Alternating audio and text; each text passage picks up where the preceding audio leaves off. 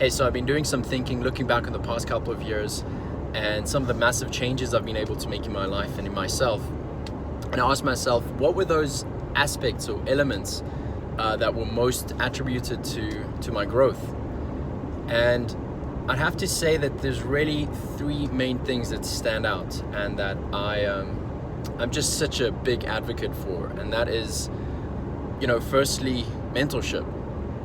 If I look back, I was at a place where I thought that I needed to figure it out, and I think that's kind of a part of the programming oftentimes as well, especially for us guys or for us men, right? That you have to know all the answers, or at least you need to figure it out on your own. And it was just so freeing coming to the realization that I don't need to have it all figured out. And as simple as that sounds, that can be a challenge for many people, as it was for me.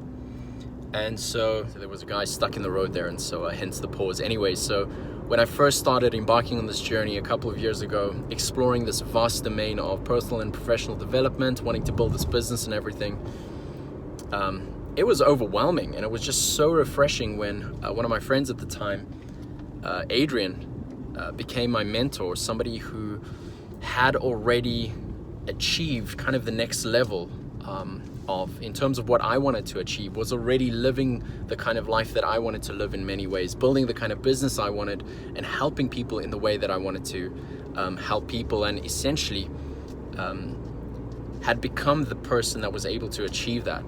And I think that must be literally the simplest, most powerful success strategy in the world, is modeling, finding somebody that is living the kind of life that you're living, doing what you're doing.